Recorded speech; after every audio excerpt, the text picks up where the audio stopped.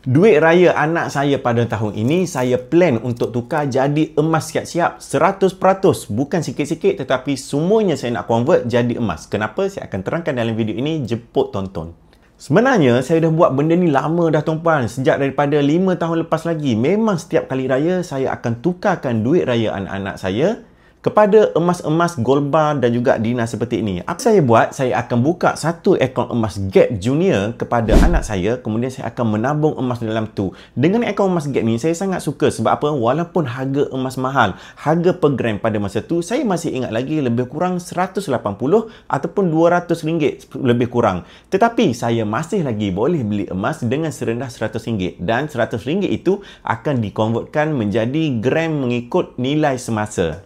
Sebab apa saya tukar menjadi emas? Pertama, kerana saya tak nak terguna duit raya anak tersebut. Kerana duit raya anak ialah duit raya anak. Saya sebagai parent tak boleh gunakan sesuka hati. Dan yang kedua, sebab saya nak preserve dia punya value. Tahu ke tak tuan-puan, duit kita semakin lama semakin mengecil. Semakin tahun akan semakin kurus. Walaupun nombor dan angkanya masih sama. Sedangkan emas ini, walaupun gramnya sama tetapi nilainya semakin lama semakin naik. Dulu saya masih ingat lagi 1 gram yang saya simpan untuk anak saya hanyalah lebih kurang 200 per gram.